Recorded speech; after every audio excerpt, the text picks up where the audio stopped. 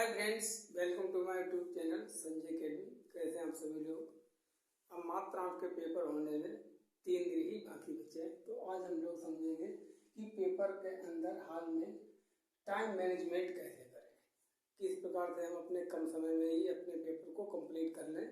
2.5 घंटे जो हमको टाइम दिया है, प्रिस्क्राइब है, उस टाइम में कैसे हम अपने पेपर को पूरा करें। तो आइए इन चीज़ों को समझते हैं, इससे हमको बहुत फायदा होगा। तो बने रहें लास्ट तक वीडियो में। देखिए, पहले तो हमको ये जानना जरूरी है कि जो हमारा सीटेट का एग्ज़ाम है, ये कोई कंपटीशन परीक्षा नहीं है। ये कैसी परीक्षा है? ये एक पात्रता परीक्षा है, पासिंग एग्जाम है। क्या है ये? पासिंग एग्जाम है। केवल आप इसको पास करना है। पहले से ही नंबर निर्धारित हैं, कितने 82 और 90। तो इसको पास करने से कोई डायरेक्ट जॉब नहीं मिलने वाली, कोई मेरिट नहीं मिलेगी। हाँ ठीक है, पात्रता परीक्षा हो जाएगी जो जॉब के लिए हम अप्लाई करेंगे। ठीक है, तो ये हमको करना भी जरूरी है। इस एग्जाम में आपकी कंपटीशन जो है वो सेल्फ से है, स्वयं से। आपको कोई फर्क नहीं पड़ता कि पड़ोस वाले के 120 आ रहे, 130 आ रहे, कितने आ रहे। आपको अपने सबसे पहले 82 और 90, और जहाँ तक मैं कहूँगा सभी लोग 90 का तो करने ही है। तो सबसे पहले आप अपने 82 और 90 नंबर की जुगाड़ कीजिए। पेपर में स्कोर हो जाएगा, फिर जितने आ जाए उससे कुछ फर्क नहीं पड़ता है। कहीं लगने नहीं जा रहे हैं कि इससे ज़्यादा, बस 90 का क्राइटेरिया आपका पास होना चाहिए जनरल के लिए, अदर स्टेट के लिए भी, और 82 का अपने स्टेट के लिए।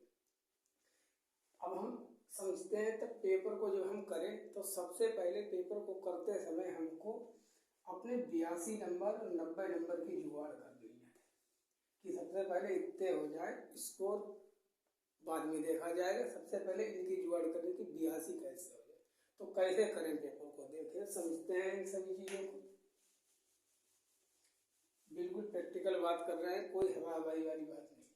देखिए, जो आपका जो पेपर होता है, चाहे वो पेपर फर्स्ट हो चाहे पेपर सेकेंड हो, कोई भी पेपर हो, बल्कि तो इसमें लगभग 30% अप्रोक्सीमेट 28%, 32% जो अभी तक का 2011 से 2024 तक, 2024 तक का जो अभी एनालिसिस रहा है सेकेंड पेपर में और फर्स्ट पेपर में, उसमें लगभग इतना स्कोर रहता है 30% के आसपास इजी क्वेश्चन, और मॉडरेट क्वेश्चन जो है 40% और टफ क्वेश्चन है 30%।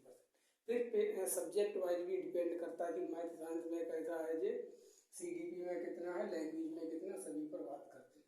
तो लगभग जो ओवरऑल आपका जो पेपर होगा उसमें 28%, 30% तक तो इजी क्वेश्चन आपको मिल जाएंगे, आराम से आप बना सकते हैं उनको, कोई ऐसी बात नहीं है।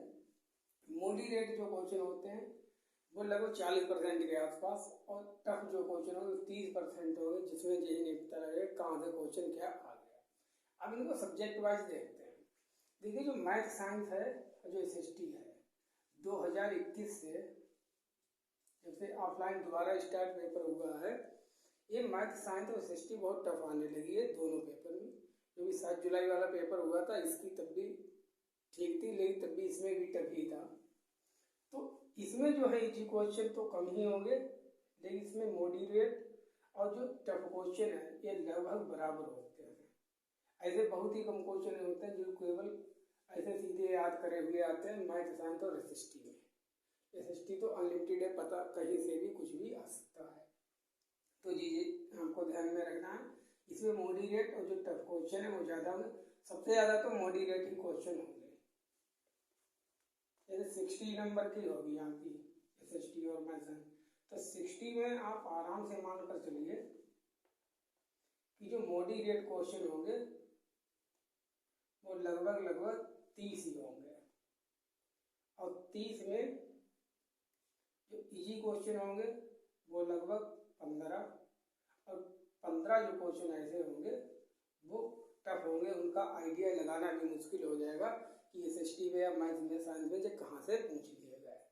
तो इसमें जो है SST वाले में और मैथ साइंस में जो मॉडरेट क्वेश्चन है वो कम ही आते हैं, लगभग 50%। ठीक है, 60 में 30। अब देखिए मैं आपको स्पेशली CDP के बारे में बात करूँगी, क्योंकि 2011 से 24 तक का मैंने इसका भी एनालिसिस किया है और मेरे सीटेट में इसमें 30 आउट ऑफ 30 है, तो CDP को मैंने पढ़ाया भी है इसके ऊपर, तो मैं इसके बारे में आपसे स्पेशली ज़्यादा बात कर सकता हूँ। देखिए CDP का आप कोई भी पेपर हमें उठा के दे दीजिए, ठीक है, आपको भी उसकी जो एनालिसिस जब हम करेंगे तो लगभग जो 8% तो ऐसे होते हैं जो कैसे होते हैं, जो मॉडरेट टाइप के होते हैं, और 5% जो टफ होंगे, ठीक है, 5% इतने कठिन होते हैं, टफ हैं कि उनका अनुमान लगाना ही पता नहीं चलता है वो कहाँ से है, तो उनमें तो फिर हमको लास्ट में अपना तुक्का ही लगाना है। अब 17 जो प्रश्न होंगे वो होंगे मॉडरेट प्रश्न में होते हैं, ना तो ज़्यादा टफ हैं ना तो ज़्यादा इजी हैं, 5% टफ होंगे और 8% जो हमारे वो कैसे हैं, वो तो इजी ही बिल्कुल होते हैं, ठीक है, वो इजी है, डायरेक्ट पढ़ी हुई अगर आप कॉन्सेप्ट हैं तब आराम से उस 8% को कर सकते हैं। सेम लैंग्वेज में रहता है, लैंग्वेज में लगभग 30% जो है आपके इजी क्वेश्चन रहते हैं और इसमें 30% की टफ है और 40% जो है वो आपके मॉडरेट क्वेश्चन होते हैं लैंग्वेज की भी। पैराग्राफ आते हैं बहुत लेंथी, तो उनको करने में उनको टाइम लग जाता है। तब आपको पेपर जब करें तो टाइम ध्यान में रखते, पेपर को 3 बार में आपको करना है, टाइम मैनेजमेंट इससे अच्छा नहीं हो सकता। तो ये चीज़ आपने जब समझ ली तो आपको देखिए पेपर में टाइम मैनेजमेंट कैसे करना है। सबसे पहले पेपर को जब आपको करना है तो सबसे पहले जितने इजी क्वेश्चन हो लगभग और मॉडरेट हो रहा है वो क्वेश्चन कर लीजिए। फिर सेकेंड टाइम में मॉडरेट जो क्वेश्चन है उनको करिए। थर्ड टाइम में जो टफ हैं और जो तुक्का लगाने हैं वो सब भर डालिए। बस तुक्का कैसे लगाना है इसके बारे में हम लोगों ने एक अलग वीडियो में बात की है, ठीक है। और किसी भी क्वेश्चन पर अटकना नहीं है, आपको रुकना नहीं है, क्योंकि हो सकता है वो क्वेश्चन ना हो रहा तो उससे आगे वाला क्वेश्चन आपसे हो जाए। जरूरी थोड़ी है एक ही क्वेश्चन से पूरा स्कोर 90-82 डिसाइड होगा। तो फिलहाल करने तो सभी है, लेकिन रुकना नहीं है। अगर कोई क्वेश्चन ज़्यादा है, आपको टाइम है तो 1 से 2 मिनट लग जाए, इससे ज़्यादा आपको समय नहीं लगाना है। वैसे टाइम तो 1 ही मिनट में हमको करना है। तब आप इस प्रकार से आप पेपर करना, आपका पेपर आराम से 2.5 घंटे में हो जाएगा।